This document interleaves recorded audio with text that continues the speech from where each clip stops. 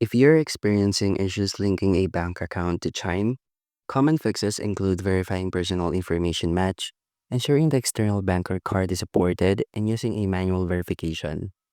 Here are the most frequent reasons for linking errors and the corresponding solutions.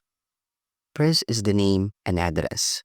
The name and address on your Chime account must exactly match the name and address on the external bank account or debit card that you are trying to link. Always double check that all personal details, including address, name, and any suffixes, are identical to both accounts. You can update your address through the Chime app or using the website. Next is this. Chime uses a service called Blade to link accounts instantly. Not all financial institutions or card types are supported for instant transfers. For example, if you ever encountered this with your bank account is not supported via Blade. You can link the account manually using your bank's routing and account numbers.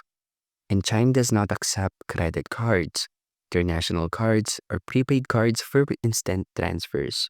So ensure that you are using a US issued Visa or MasterCard debit card that is active and unlocked. And that's how you can fix if your Chime can't link bank account. And thank you for listening.